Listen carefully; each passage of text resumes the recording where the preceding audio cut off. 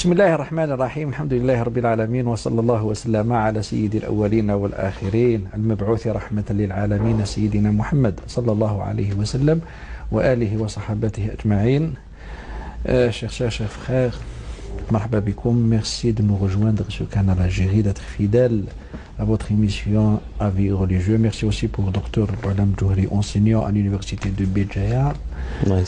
Merci d'être là pour répondre à vos questions.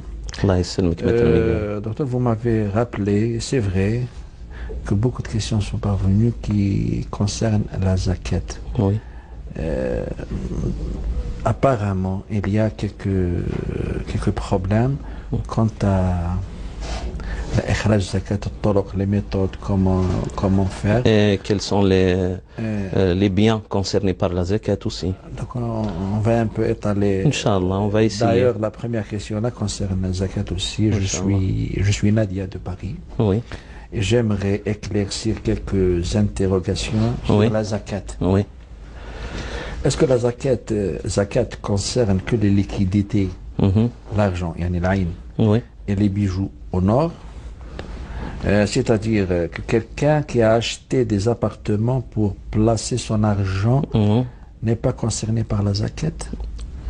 On va détailler, Inch'Allah. D'accord. Y a-t-il une date fixe pour la distribuer à une période fixe? Oui. En ce qui me concerne, je calcule le montant 2,5% bien sûr. Oui. Et selon les besoins de telle ou telle personne nécessiteuse, je la remets. D'accord. Il m'est arrivé de donner à des associations qui effectuent des interventions chirurgicales pour les enfants déshérités du monde entier, ou à une amie française dans le besoin. Y a-t-il des frontières pour l'attribution de cette zakat? Parce qu'elle disait, par exemple, ne la distribue qu'à des musulmans. On va détailler, Inch'Allah. Alors, c'est un tas de questions. Il y a à peu près 5 ou 6 questions ça englobe. Ça englobe en quelque sorte tout le sujet de la zakat. بسم الله الرحمن الرحيم وصلى اللهم وسلم وبارك على سيدنا محمد وعلى آله وصحبه أجمعين. Chers frères et sœurs, assalamu alaikum wa rahmatullahi ta'ala wa barakatuh. Le sujet de la zakat est un sujet en quelque sorte qu'il nous faut détailler. Oui. Oui. Non, c'est un peu long ce qu'il va dire, donc on peut commencer par recevoir un appel de Sarah de Paris. Oui, Inch'Allah. Parce que là, on peut, Inch'Allah, on peut y revenir à chaque fois. Oui, Sarah de Paris, marhaba. Sarah de Marseille, pardon. Sarah de Marseille, marhaba, allô. Salam alaikum. Wa alaikum salam wa rahmatullah. Marhaba bik. Allah yaslimuk khoya, salam alaikum. Alaikum salam wa rahmatullah. En fait, moi j'ai une petite question. En fait, ça fait 4 ans de mariage. Et là, j'arrive pas à avoir des enfants. Et d'après les analyses et tout, avec les médecins et tout, ils m'ont dit qu'il faut faire la FIV. La fécondation in vitro. Oui. Et là, moi je suis pratiquante, musulmane et tout, et je voudrais savoir si c'est pas haram, si c'est pas... Voilà. Nous allons vous répondre. Inch'Allah. Merci. Inch'Allah. Et juste petite question, j'ai mon mari aussi qui, en fait, il boit un petit peu. Et à chaque fois, je parle avec lui, mais j'arrive pas à faire quelque chose. Il est musulman, non? Il est musulman, de conviction musulmane. Oui. Ouais, il fait le ramadan. Il fait le ramadan. De temps en temps. Je vais vous dire la vérité, c'est de temps en temps. Il est récupérable. Inch'Allah, il est récupérable. Il est dans le cercle de l'islam. On va vous répondre de ce cercle-là, alhamdoulilah. C'est bon.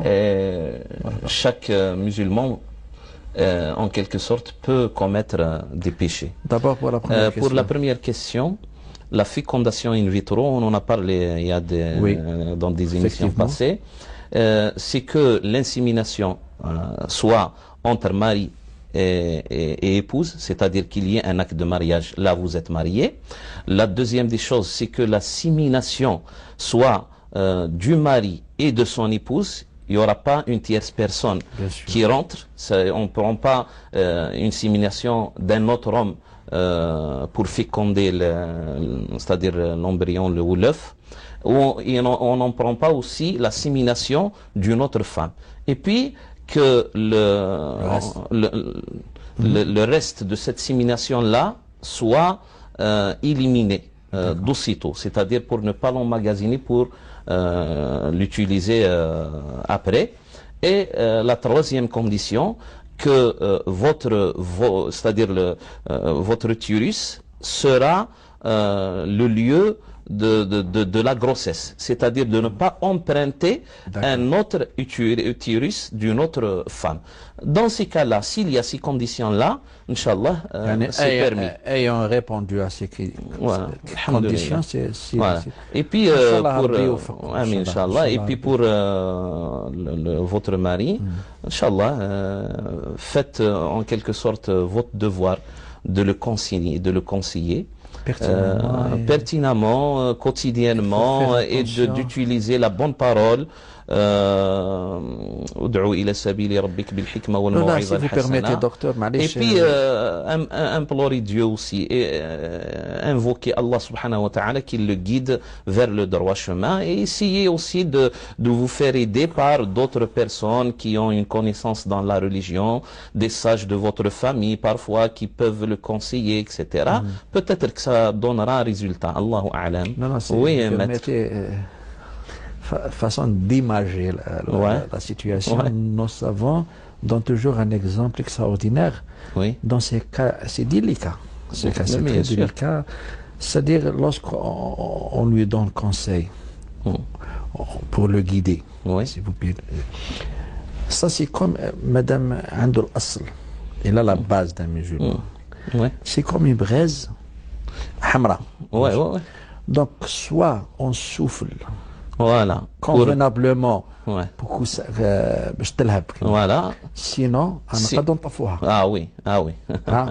donc il faut, c'est-à-dire il faut positiver son bon côté en quelque sorte, s'investir dans ce bon côté-là et essayer bien sûr de l'aider à s'améliorer, non pas de l'offenser parfois devant les gens, parce qu'il y en a qui conseillent devant les gens comme ça et puis ça donne un résultat négatif.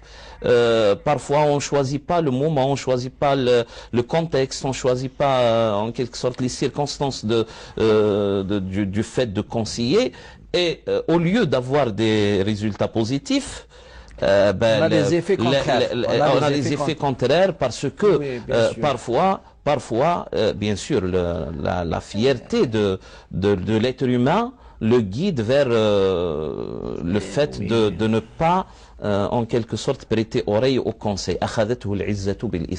Parce qu'il y a cette fierté-là de soi. Parce qu'on a provoqué en lui. Voilà, on a provoqué en lui cet instinct, en quelque sorte. C'est un instinct, la fierté en soi.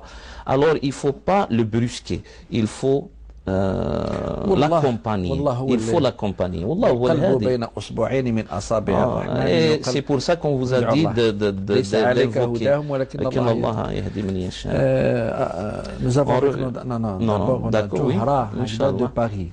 Johra de Paris. Allô? Zohra de Paris. Oui.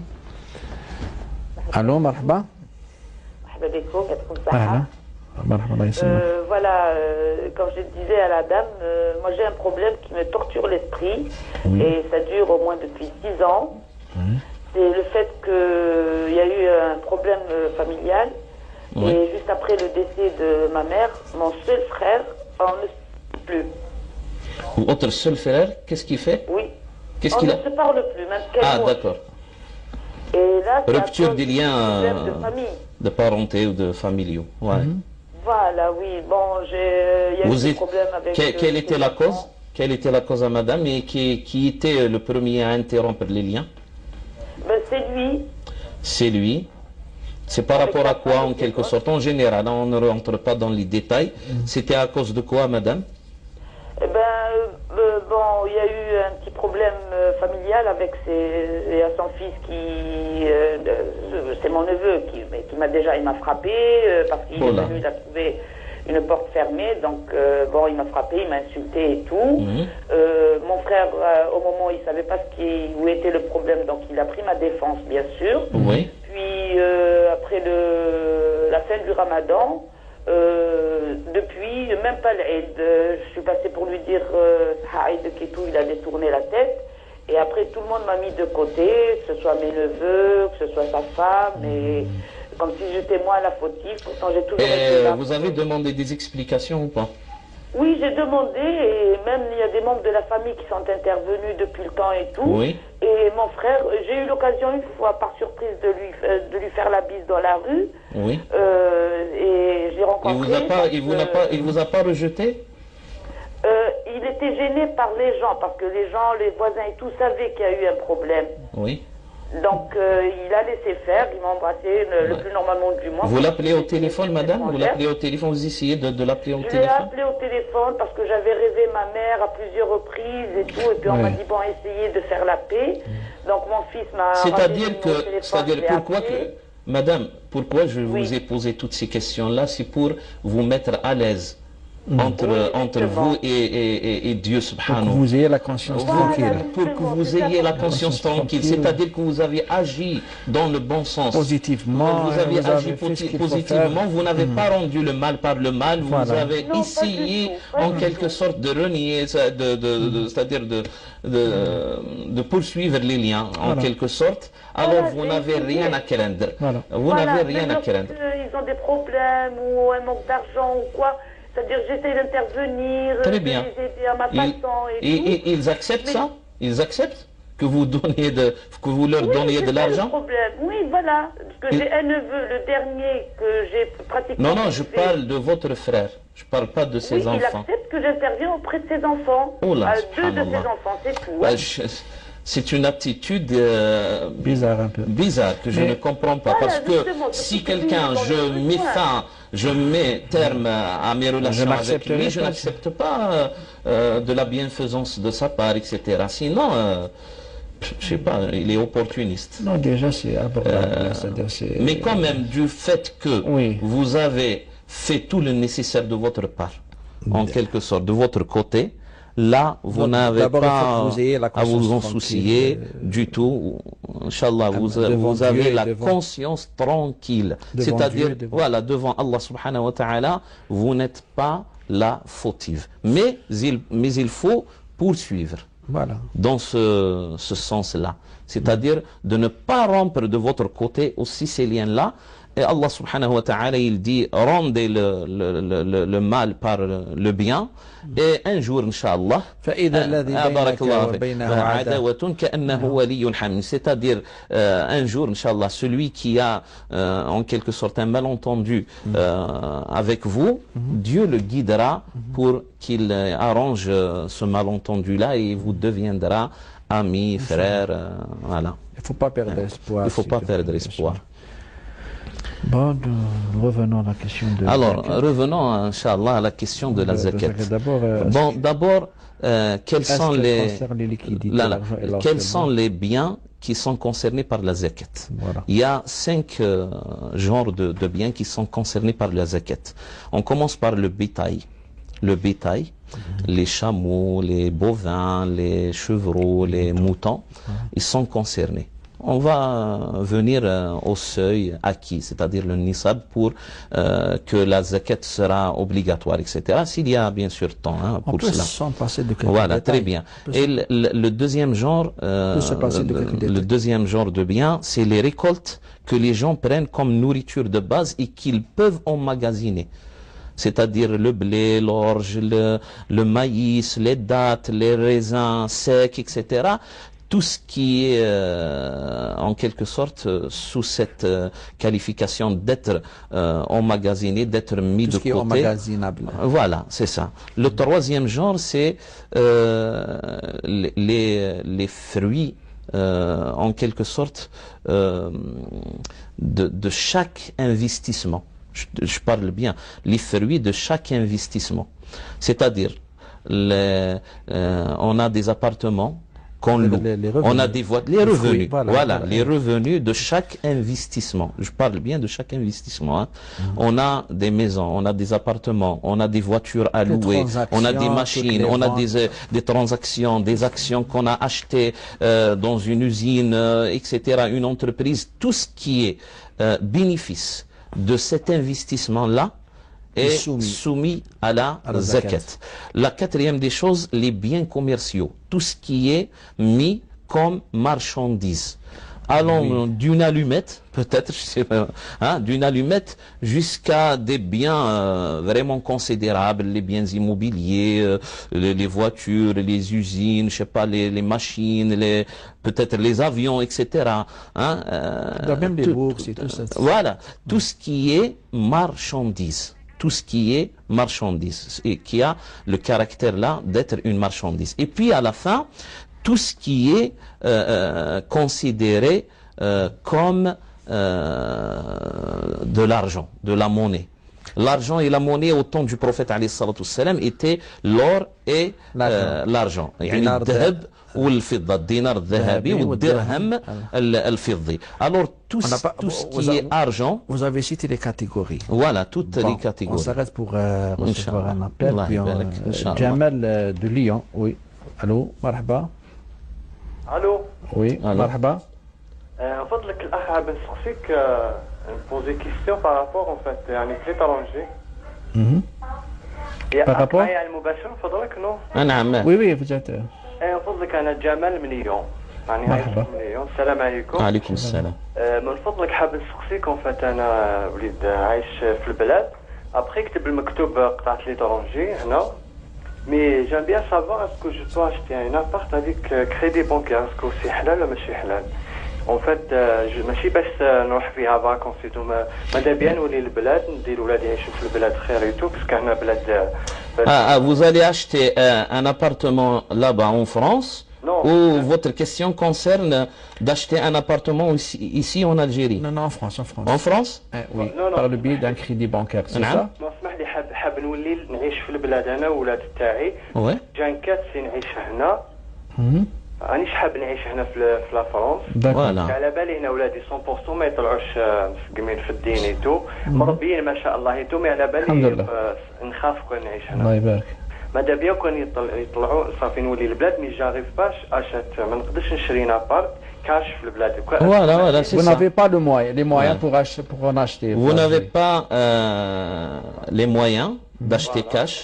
Vous n'avez pas quelqu'un qui va vous prêter sans intérêt, qui va vous garantir en quelque sorte ce prêt? Non, ما لقيتش هكا. Et pas d'autre issue. Et vous n'avez pas une issue, c'est-à-dire est-ce que vous avez cherché, est-ce qu'il y a une issue par la murabaha, etc., d'acheter un appartement par facilité, etc. Il faut en chercher. Si vous ne trouvez pas, hein, sous ces conditions-là, voilà, c'est ça. Après avoir fourni tous ces efforts-là, si vous ne trouvez pas, Inch'Allah, ça sera permis pour contrainte. C'est une nécessité. Daroura, pour nécessité. C'est-à-dire, si ما لقيت صافي presque 4 ans 4 سنين نحوس. زيد حوس هنا في البلاد peut-être qu'il y ait, peut-être, je dirais bien, peut-être qu'il y ait des banques, peut-être qui vont vous assurer cette transaction-là par la murabaha, c'est-à-dire acheter par facilité ce bien directement à la banque. S'il y en a pas, là, Inch'Allah, on vous ouvre la porte pour acheter ce bien-là, cet appartement-là ou cette maison par biais d'un crédit bancaire où il y a bénéfice. الربا تبقى ربا. Mais vous êtes dans la c'est une fatwa. Là, on vous donne une fatwa. بارك الله فيك للضرورة أحكام. La fatwa change, mais le fiqh ne change pas. Le fiqh il change pas, mais la fatwa elle change d'un cas à un autre. D'un cas à un autre. Si vous êtes dans la nécessité et vous n'avez pas d'autre issue, voilà, c'est ça. Mais après avoir fourni l'effort. D'accord. الله يبارك فيك خويا. الله يقدرك. عليكم السلام ورحمة الله وبركاته. Bon. C'est pour les catégories, on en a. Voilà. Concernant quand est-ce qu'on sort la zakat, qu'on s'acquitte de la zakat. D'abord, est-ce que la zakat concerne... Bon, c'est-à-dire des appartements. Qui a acheté des appartements pour placer son argent n'est pas concerné. Pour placer son argent, c'est-à-dire qu'il va les vendre après un certain moment. Là, c'est une marchandise. Voilà. Alors, il est concerné par la zakat. Quand il n'a pas... Pour placer son argent... Mais attendez, c'est-à-dire s'il ne trouve pas... Une précision là. D'accord. Pour placer son argent, c'est-à-dire pour s'assurer les dinars pour Kane, اللي يخزن دراهمه sous forme عقارات ولا ذهب ولا voilà. Si on place son argent pour l'économiser, pour l'emmagasiner, pour que sa valeur ne diminue pas, etc. Là, il est toujours concerné par la zakat. C'est comme si il rentre la banque. Voilà, barakallahu fik. Il est toujours concerné par la zakat. Il est soumis à la zakat. Il est soumis à la zakat. Il y a un cas, nous savons parler du bien qu'on n'arrive pas vraiment à vendre. C'est-à-dire, on le met en vente, on le soumet à peut-être, je sais pas, à une agence, etc. Mais on ne trouve pas d'acheteur. Une année, 2 ans, 3 ans, 4 ans, ça dure. Et c'est-à-dire, on est touché par un tort par rapport à sa zakat. Là, nous savons, on t'a mis une fatwa disant que, Inch'Allah, ce bien-là, il sera acquitté de sa zakat lorsqu'il sera vendu une seule fois. Et puis on remet. C'est comme la dette. C'est comme, c'est-à-dire une dette. Mais quelqu'un qui achète, qui vend, etc., là, il est soumis à la zakat parce que la distance n'est pas très, c'est-à-dire la période n'est pas très longue. Y a-t-il une date fixe pour la distribution? Barakallahu fik. Y a-t-il une date fixe? Une période fixe. La date fixe par rapport à ce qui est de la récolte agricole, c'est au moment, c'est-à-dire les jours qui viennent juste après la récolte. C'est-à-dire, acquittez-vous de sa zakat dès que vous le récoltez. D'accord? Et là, ce n'est pas 2,5%. On va venir, Inch'Allah. Concernant les autres biens, c'est une fois par année. Une fois, bien sûr, l'année, on la considère l'écoulement d'une année lunaire. 355 jours, 54 jours. L'Hijriya, voilà. Une année hijrienne. Voilà.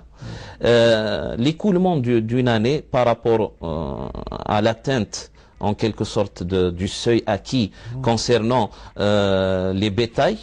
Là aussi, l'écoulement d'une année après, si on a toujours ce seuil-là acquis, c'est-à-dire le nisab, là, on est concerné par la zakat. Concernant les marchandises aussi, concernant l'argent, l'or et l'argent aussi, c'est l'écoulement d'une année. Lorsqu'on atteint le nisab, qui est considéré par 85 grammes, c'est-à-dire l'équivalent de 85 grammes d'or, lorsqu'on atteint ce seuil acquis-là, c'est-à-dire on a la somme qui nous considère comme étant quelqu'un de riche et on est concerné par la zakat, on attend une année après, on fixe cette date-là avec bien sûr la date lunaire et une année écoulée, là, si on a toujours plus que ce seuil-là, on est concerné par la zakat et on doit s'acquitter d'aussitôt, c'est-à-dire on ne doit pas la tarder. Avant de continuer, on reçoit un appel de... Inch'Allah. C'est Kamel de Metz. Kamel, marhaba. السلام عليكم. السلام عليكم السلام. مرحبا بك. كيفكم لاباس؟ الحمد لله. أنا حبيت نسقسيكم عندي واحد السؤال. مرحبا. عندي واحد السؤال. أنا في ليترونجي متزوج بمرأة قاورية. وي. قاورية ومسلمة وداخلة الإسلام وكاع. خلاص مالا مسلمة الحمد لله. لكن قاعد تدور المشكل تاعي كدير المرأة تاعي أنا ما تقدرش تجيب الدراري راك فاهم. وأنا فوالا راني حاب الدراري راني حاب نتزوج. Mais la loi ne le permet pas en France. Il faut respecter la loi. Oui, c'est ça. Il faut respecter la loi. Il faut entendre la question d'abord. D'accord. La question, c'est quoi? Oui. Oui, mais donc انا راني حاب نطلق اسكو لا طلقها اسكو راني ظالمها ولا لا؟ Ah, d'accord. Voilà. On va vous répondre, Kemal. Allahu Akbar. Marhaba. C'est un peu délicat. C'est délicat, mais c'est justifié. C'est délicat, justifié, mais... Non, c'est légal. Non, c'est... C'est-à-dire, du moment que... On ne peut pas gérer tout ça avec les sentiments. Voilà. Avoir des enfants, c'est... Ouais. C'est instinctif. Eh oui, ou les donc il faut peser en quelque sorte le pour et le contre. Et puis, est-ce que cette femme-là, dans un entourage, elle est devenue musulmane, elle a laissé peut-être sa famille,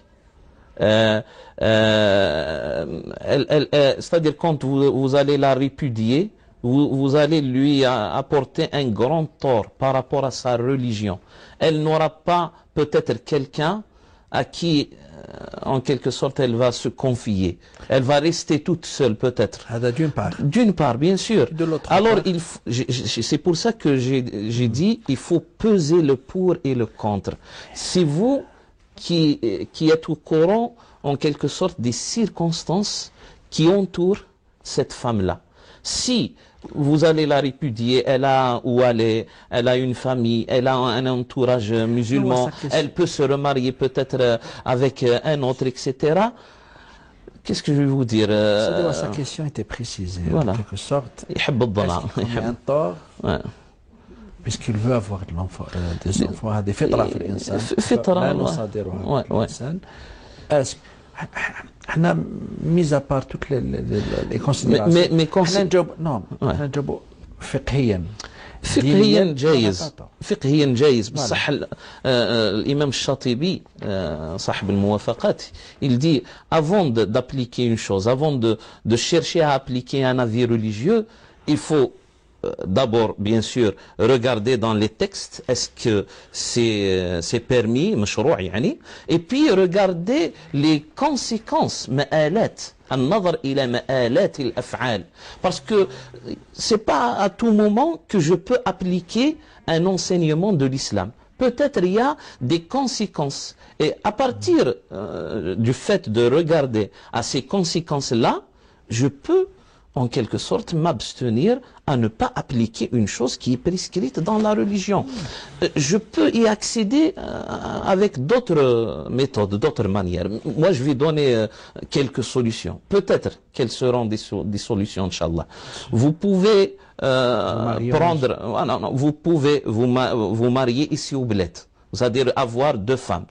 S'il a les moyens. C'est-à-dire, parfois il vit ici, parfois il va vivre là-bas, pour ne pas, en quelque sorte, mettre cette femme-là, française, musulmane, dans une situation qui porte atteinte, en quelque sorte, à sa religion. Vous pouvez en avoir, je sais pas, la kafala, hein, vous pouvez avoir des enfants par kafala, en quelque sorte aussi. Ça dépend de ses moyens. Ça dépend de ses moyens. Mais, voilà. Compte tenu de toutes les considérations, oui. où il a bien pensé, ou ça dépend aussi les moyens, est-ce qu'il peut vivre ici en Algérie et ramener cette femme aussi avec lui? Non. Peut-être qu'il le peut. Allahu a'lam. Allahu a'lam. Globalement, oui. Sans rentrer dans les détails. Oui. Vous avez tous les données voilà. qui vous concernent. Très bien. Qui sont les vous avez pesé le pour et le contre et vous êtes arrivé à un résultat que le pour le pour انك يكون عندك لانه الاطفال مقصد من مقاصد الزواج هكذا. Si vous avez الحقت باللي وين ça هنا نقولوا له جايز et la جايز. Pourquoi pour une contrainte aussi, hein. C'est-à-dire que la loi française ne permet pas la polygamie. Bon, nous avons Mohamed des États-Unis. Mohamed, marhaba. Allô, Mohamed des États-Unis. Salam alaikum. Salam wa rahmatullah. Je viens d'écouter une réponse à une question au sujet du crédit bancaire pour l'achat d'un appartement. Oui. J'ai à peu près la même question, mais concernant une voiture à usage commercial. Et est-ce que c'est possible de l'acheter à crédit? C'est la même règle.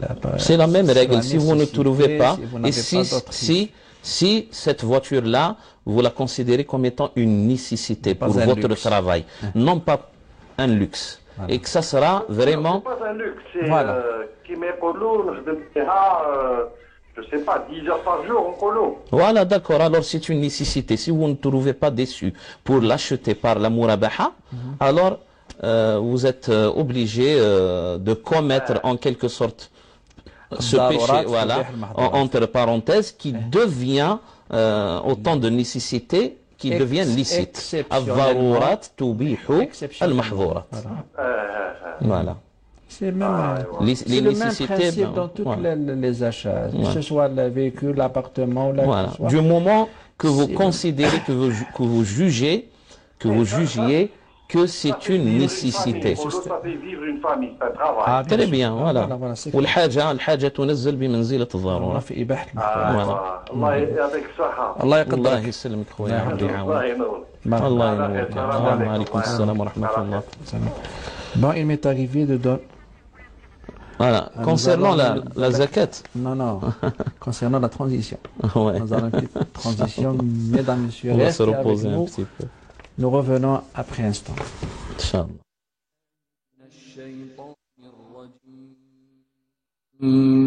بسم الله الرحمن الرحيم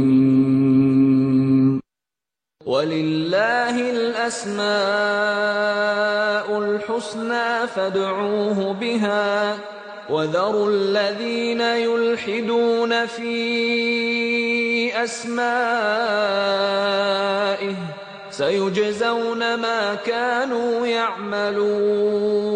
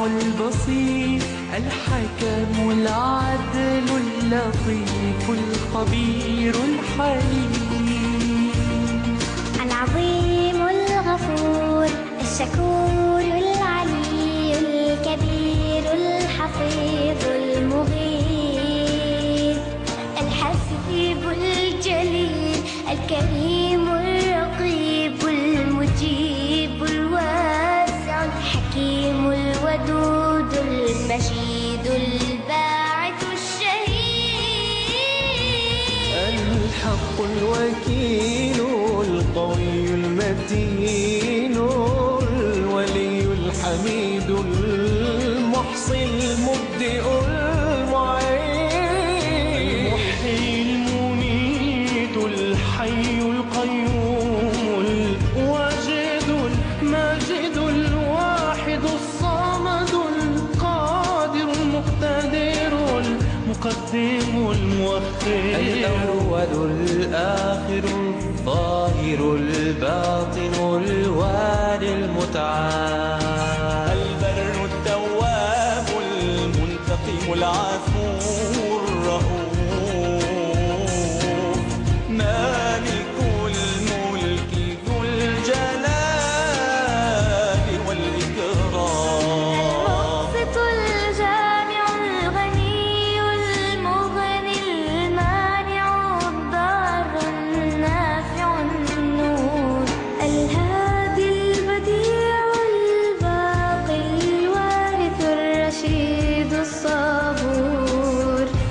ليس كمثله شيء وهو السميع البصير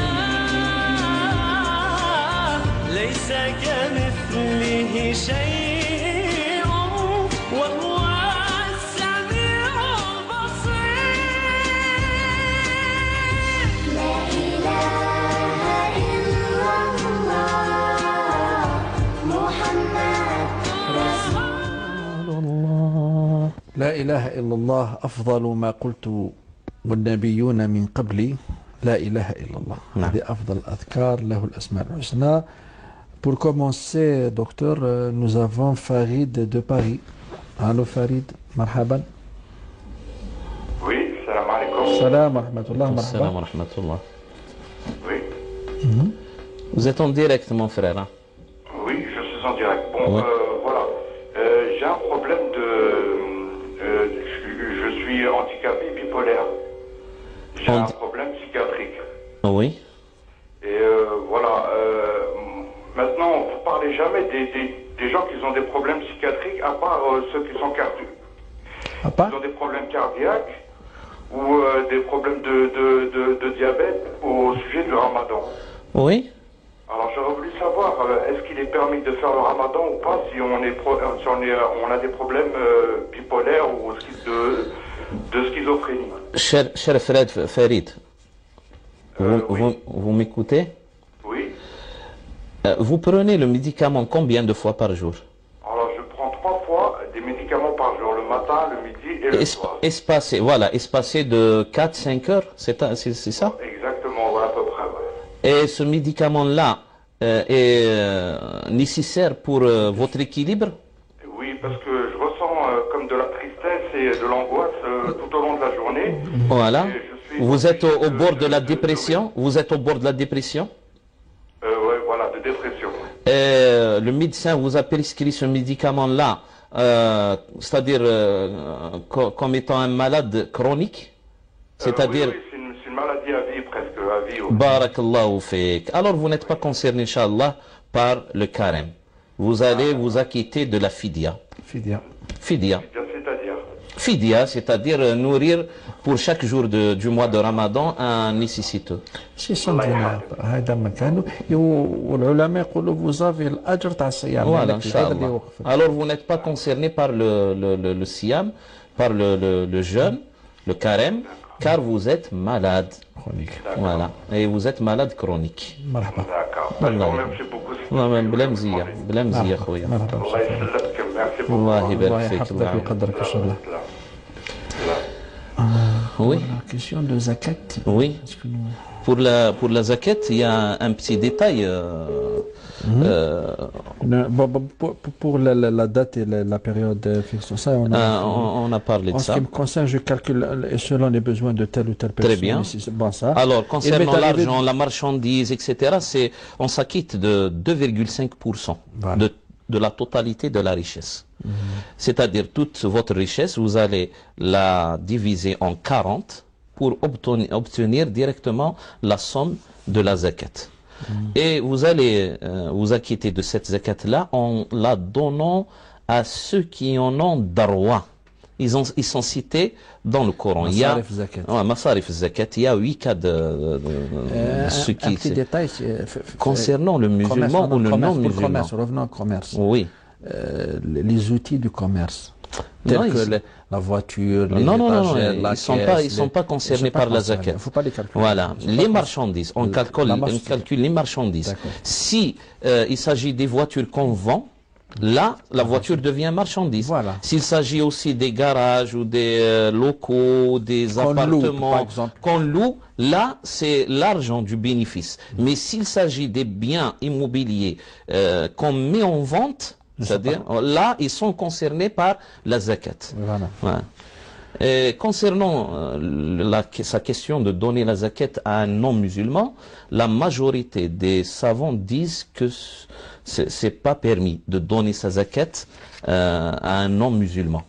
Le prophète sallallahu alayhi wa sallam a prescrit et a conseillé à Sidna Mu'adh bin Jabal quand il est allé au Yémen pour représenter le prophète sallallahu alayhi wa sallam, pour être un wali sur le Yémen. Et Qallo, il lui a dit tu'khadhu min zakat fi amwalihim tu'khadhu min aghniyaihim wa turaddu ala fuqara'ihim, c'est-à-dire de la communauté musulmane qui s'est convertie à l'islam. Il y a une petite brèche qu'on peut ouvrir concernant le mu'allafati qulubuhum, c'est-à-dire ceux qu'on veut en quelque sorte c'est-à-dire qu'ils apprécient l'islam. Voilà, qu'ils apprécient en quelque sorte l'islam. Là, elle peut rentrer en quelque sorte dans ce domaine-là. Al-mu'allafati qulubuhum, Allahu a'lam. Mais c'est une petite brèche comme ça. Bon, ça c'est concernant la zakat. La zakat. Mais être à l'aide d'une non-musulmane, barakallahu fik. Là, en dehors de zakat, barakallahu fik. C'est-à-dire votre zakat pour باش نخرج واحد يخرج من محل الخلاف. دع ما يريبك إلى ما لا يريبك. C'est-à-dire il y a une règle que le prophète alayhi salatu wassalam a instaurée dans ce domaine-là. Quand on a en quelque sorte des avis, etc., et puis on a un doute, on laisse le doute de côté et on applique, c'est-à-dire la chose où il n'y a pas de doute. Da' ma yuribuk ila ma la yuribuk.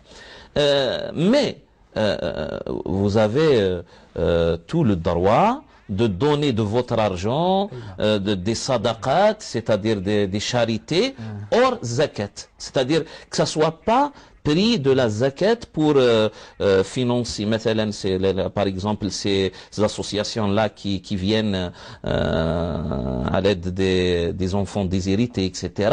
Votre zakat, vous la donnez pour des musulmans, hein, pour sortir en quelque sorte du doute, mais vous pouvez donner de votre argent, c'est-à-dire comme étant une charité, etc., pour aider ces associations-là. Voilà. Nous avons Jamila de Paris. Oui. Oui, salam. Salam, marhaba. Alaykoum salam wa rahmatullah. voilà. حبيت نعرف عندي حبيبتي عندها وليدها يسكن في فرنسا. صح عايش مع هو مسلم ويصوم. صح عايش مع واحدة كريستيان رومية ودار لا كوا في رقبتها ودار لا كوا في دارها. في دارو بس عايش استدير عايش كيفاه مزوج بها لا عايشين انصامبل درك لازم يتزوج بها درك لازم يتزوج بها ما عندهاش معنى chrétien ou non chrétien le fait qu'il s'est mis en couple avec une femme hors le cadre du mariage, là il est dans le péché. Voilà. Mais le problème c'est qu'il عنده دايره هي في دارها في l'appartement. معليش la croix معلقتها. معليش elle a le droit de voilà d'être la liberté du culte est considérée et garantie, est assurée en islam. Voilà. Alors, du moment qu'elle est chrétienne, et le musulman peut se marier avec une chrétienne, avec une juive, si ça rentre en quelque sorte dans l'application de sa religion, elle a tout le droit de le faire. Bien que le problème ne réside pas dans voilà, le problème n'est pas ça. Le problème qu'il s'est mis en couple avec une femme hors cadre du mariage. C'est ça le problème. Mais s'il se marie, s'ils sont mariés, elle a le droit de mettre la croix, d'avoir une Bible à la maison, c'est-à-dire de faire ses prières conformément aux enseignements de sa religion. En tant que musulman, il n'a pas le droit de l'obliger à se convertir à l'islam. Voilà, la ikraha fi ad-din, qad tabayyana ar-rushd min al-ghayy. Pas de contrainte dans la religion. Ça, il faut qu'on se le mette dans nos têtes. Pas de contrainte dans la religion. C'est une règle. Nous avons peu de temps qui nous reste pour terminer pour en finir. Oui. 10 minutes. On a presque terminé. Si vous voulez. Ah d'accord. C'est vrai. Donc, bonjour, je vous écris concernant la question de la viande de veau qui ne broute jamais. Ça va, très bien. Qui ne broute jamais d'herbe. Évoqué dans votre émission du dimanche 14 de 2016, sa réponse m'intéresse. Effectivement, il s'agit des veaux, dites veaux de lait. Oui. Qui ne voient jamais la couleur du ciel ni la terre et se nourrissent exclusivement que de lait de vache. Ils sont élevés dans des batteries cages, dans des cages spécifiques pour obtenir à la finale une viande très claire, fine et blanche. Je vous remercie pour l'enrichissement. C'est-à-dire, est-ce que cette viande-là est halal ou pas? C'est ça. Là, voilà. C'est d'autres détails que voilà, nous n'avions pas lorsque nous... on va y répondre à partir de ces conditions-là. Déjà, la première des choses, Maître Migari, nous dénonçons cette manière-là de se comporter avec l'animal. Oui. Voilà, on est invité comme étant être humain. On a la raison, on a en quelque sorte un bagage qui nous diffère de ces atrocités en quelque sorte que certains gens commettent. On déplore, on dénonce ça. En Europe, ils ont ajouté aux critères qui rendent la viande halal, c'est de bien traiter l'animal. Voilà, mais on ne peut pas s'assurer. Mais quand voilà. même, entre parenthèses, même si, en quelque sorte, on alimente ce veau-là que par le lait, il reste toujours licite. Moi, je vais vous donner un exemple. Un petit veau, les premiers jours de sa naissance, il titille sa mère, c'est-à-dire il prend le lait de vache pendant, je sais pas, les 3, 4, 5, 6 jours, etc. Si, pour une nécessité, pour une autre, pour une cause ou pour une autre, on est obligé d'égorger ce veau-là. Peut-être qu'il est malade, peut-être qu'il est atteint par un autre animal, etc. Barakallahu fik. On est obligé de l'égorger. Hein? Il a 1 semaine, 2 semaines, etc. Il ne se nourrit que par le lait. Je termine, Maître Migari.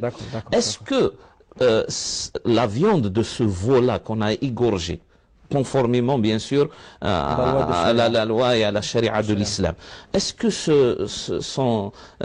sa chair n'est pas licite? Personne n'a dit ça. Barakallahu fik.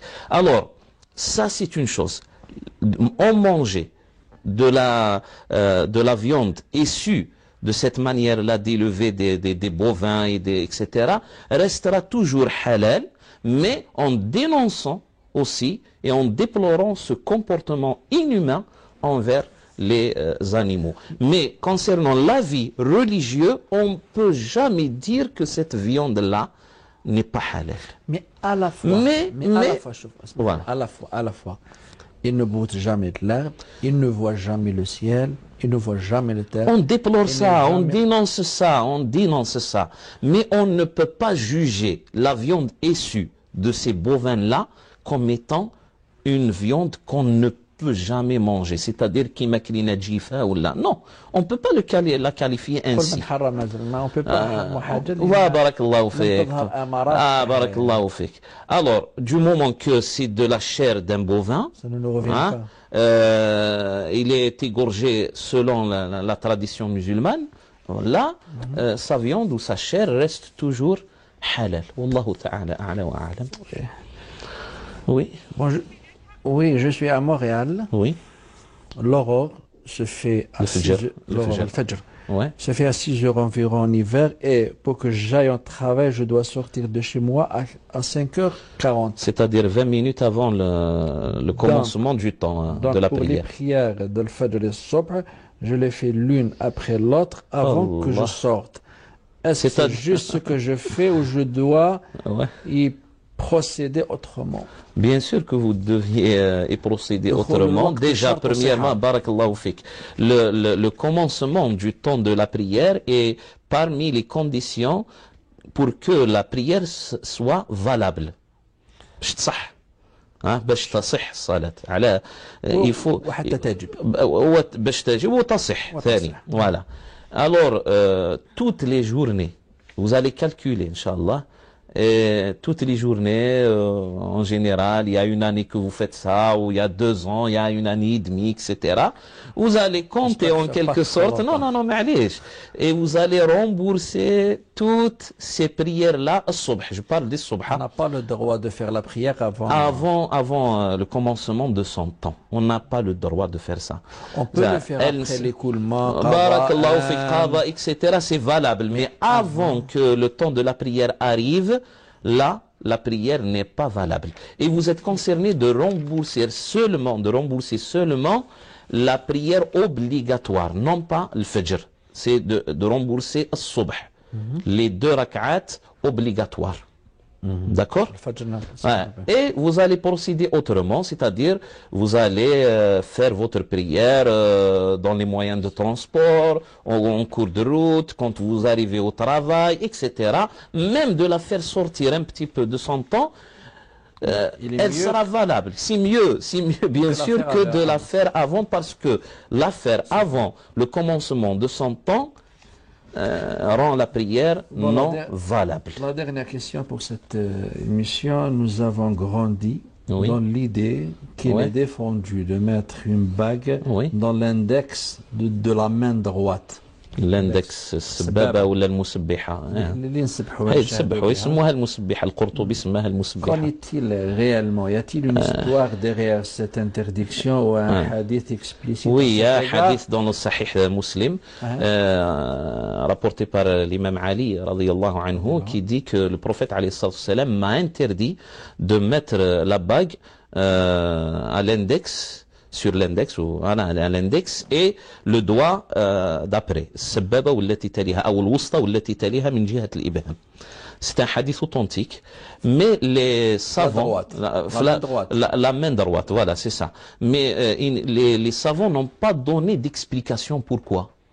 Il y en a qui ont dit que c'est pour que l'homme, je parle de l'homme, rapporté par l'imam muslim, oui. Il y en a qui ont dit en quelque sorte, c'est dans le sens pour ne pas tomber dans le tabdhir, l'israf, etc. Le gaspillage. Et ça concerne l'homme et ça ne concerne pas la femme.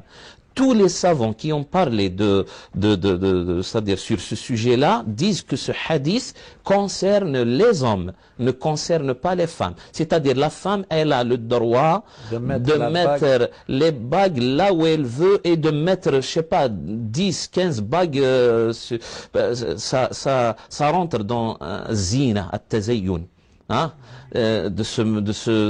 s'embellir, de se mettre belle, etc., de se faire belle, etc. C'est permis pour la femme. Pour l'homme, ils ont dit que le hadith, voilà, parle des 2 doigts, déjà, et c'est-à-dire, ça concerne les hommes, c'est dans le sens, pour ne pas, en quelque sorte, avoir...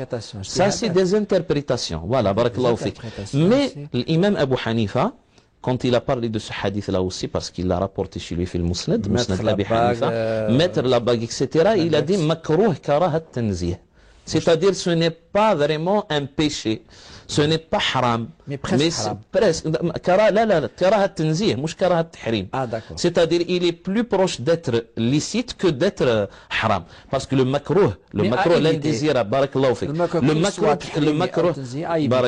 Le makruh chez Abu Hanifa, il a 2 qualifications. Makruh karahat tahrimiya, c'est-à-dire proche d'être haram. Makruh karahat tanzihiyya, proche d'être halal, licite. Là, ça rentre dans le makruh karaha tanzihiyya. Alors, pour répondre, je dis, c'est un makruh de mettre une bague soit sur l'index, soit, c'est-à-dire... يثاب على تركه. بارك الله فيك. ولا يعاقب على فعله. Voilà, très bien. Bon, Inch'Allah, on a répondu. D'accord. Très bien. Mais ce n'est pas un grand détail qu'il faut. Oui, Inch'Allah. Docteur, vous avez été à cette émission. Merci.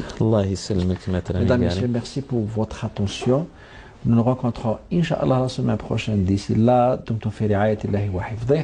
Wassalamu alaikum wa rahmatullahi wa barakatuh. Wa alaikum assalam wa rahmatullahi wa barakatuh.